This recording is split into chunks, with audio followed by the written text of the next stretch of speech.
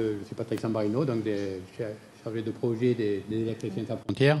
Ah, ça y est, ça marche. Ça y est. Donc chargé de projet chez Électriciens Sans Frontières.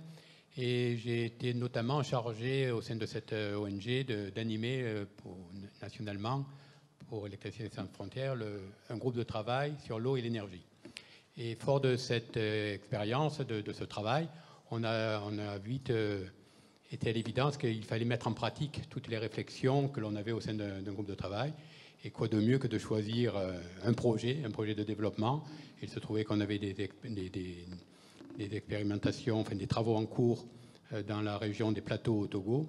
Et on a rebondi sur ce sujet-là pour aller choisir parmi une vingtaine de villages, c'était en 2016-2017, que l'on avait identifié, une dizaine de villages dans la région des plateaux, plus précisément dans la préfecture du Hao, autour de Noché, pour ceux qui connaissent, pour donc amener ce qu'ils n'avaient pas, c'est-à-dire ni eau, ni électricité, ni assainissement.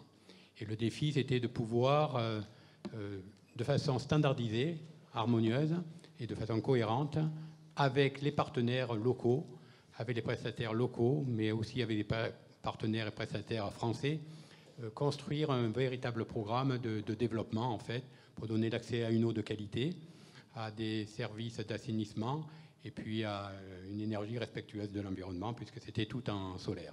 Et donc là, en fait, vous avez monté en fait un projet pour combien de personnes? Ça alimente combien de personnes? Alors, en direct, la dizaine de villages concernés, ça représente à peu près 10 à 12 000 personnes.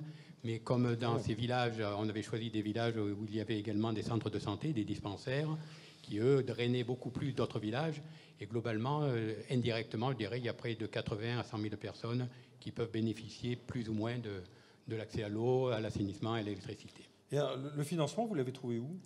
Alors, plusieurs sources, c'était bien sûr quelque chose d'assez compliqué, mais... Je reposerai la question à tout le monde. Hein, oui, non, c'est un peu le nerf de la guerre. Quoi, le financement, et je dois remercier les premiers qui nous ont fait confiance, grâce à nos soutiens, notamment du PSO et de l'Agence de l'eau. On l'a eu au travers du fonds eau du Grand Lyon, qui nous a déjà lancé, je dirais, la première phase du projet. Et très vite, fort de cette expérience et de cette dotation, on a eu également la ville de Paris, qui a été un des gros investisseurs. Et puis le plus important, ça a été l'AFD, l'Agence française de développement, plus bien sûr des partenaires historiques pour Électriciens Sans Frontières, comme la Fondation EDF, la Fondation Legrand. Bon, plusieurs partenaires financiers d'un projet globalement en fonds net, je veux dire, non valorisé, de près de 1 million d'euros qu'il fallait trouver. Donc, de gros investissements. C'est un gros investissement. Alors, Karen, vous étiez celle qui est fournie la bonbonne, c'est ça, comment on appelle ça? Comment on appelle ça? Oui, ça fonctionne. Alors, bonjour, Karen. Bonjour, enchantée. Karen Lartigot, la baronne Citaf. Donc, effectivement, bonbonne, poche, bâche, citerne, vessie, enfin, ça a plein de noms. Réservoir, en fait, on peut réservoir. dire. Voilà, vous faites des réservoirs d'eau. Réservoir souple. Réservoir souple. Voilà.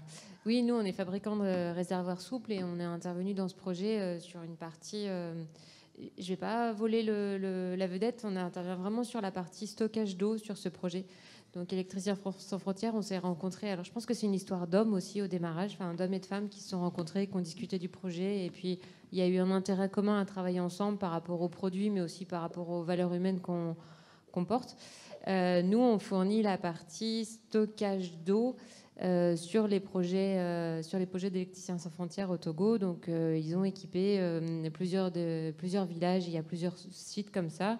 Alors, il y a différents systèmes de stockage et sur certains projets, il y a un système de stockage souple. Et du coup, si vous avez l'occasion de voir le film, c'est assez sympa de voir un petit peu les différents spots qu'ils ont montés, les différents fonctionnements qu'ils ont montés. Et enfin, voilà, tout le travail technique qui a été fait pour avoir quelque chose de globalement compatible avec les usages locaux également. Si je peux expliquer, enfin, de donner un complément, pourquoi avoir fait ce choix? C'était volontaire, hein, c'était au-delà de la connaissance, c'est vrai que qu'on a pu avoir avec la société La Baronne Citaf. C'était tout l'intérêt, parce qu'on parle souvent de quantité d'eau, mais pas suffisamment de qualité d'eau. Et nous, notre projet, on voulait absolument prendre cette dimension aussi en en compte dans le projet. Et rien de mieux que d'avoir des lots dans des citernes souples, parce que l'air n'est jamais en contact avec l'eau. Déjà, c'est une première chose très importante qui pérennise davantage l'eau. En plus, on a associé avec un autre partenaire, non pas de la région Rhône-Alpes, mais du bassin Rhône-Méditerranée-Corse, qui est la Société du Canal de Provence, une de filaire, un dispositif de traitement d'eau derrière, c'est-à-dire à l'aval donc de ces réservoirs, aussi bien de stockage par forage, par pompage solaire, sur des châteaux d'eau en structure métallique, que sur des plateformes, la récupération d'eau de pluie en complément, je dirais, pour alimenter ces villages, les écoles, les dispensaires, etc., et des bonnes fontaines. On avait donc mis en place des dispositifs de traitement de l'eau, et les réservoirs souples ont le gros avantage d'être facilement transportables, mise en œuvre facile, une maintenance aisée, et puis et de préserver cette qualité d'eau pour un coût abordable. Et alors, Karen, votre client, en fait, c'était Électriciens sans frontières dans l'histoire. Oui, tout à fait. C'était pas la collectivité en tant que telle, c'était directement l'électricien, l'ONG, quoi, finalement. Effectivement, sur ce projet, nous, on fonctionne en fabricant, donc on fabrique un produit. On a travaillé avec Électriciens sans frontières pour faire en sorte que ce produit soit adapté à leur projet. Donc il y a eu pas mal d'allers-retours, il y a eu aussi des changements entre le premier pilote et puis les suivants. Et on s'est entendu pour fournir un produit qui corresponde à leurs besoins. Mais on fournit effectivement... Et alors, vous faites beaucoup de coopérations comme ça avec des ONG ou des organismes internationaux ? Beaucoup, non. C'est des projets qui sont longs, qui sont en général très longs à sortir, qui sont assez chronophages parce qu'on nous demande souvent d'adapter le produit, on nous demande de comprendre leurs problématiques et de voir comment on peut y résoudre. Donc c'est vrai qu'il y a pas mal d'échanges sur ce genre de projet. Et après, nous, dans notre métier, on est plutôt des fabricants, on est des vendeurs de réservoirs et on peut... ce genre de projet représente une toute petite partie de notre activité, in fine. Oui, vous faites plutôt des choses dans l'agriculture ou en Afrique, s'entend. Oui, on travaille dans beaucoup de secteurs. On travaille sur tout ce qui est stockage de liquide. Donc ça peut être de l'eau propre, de l'eau sale, ça peut être différents types d'engrais, ça peut être parfois des carburants. Enfin voilà, on travaille dans de nombreux secteurs d'activité.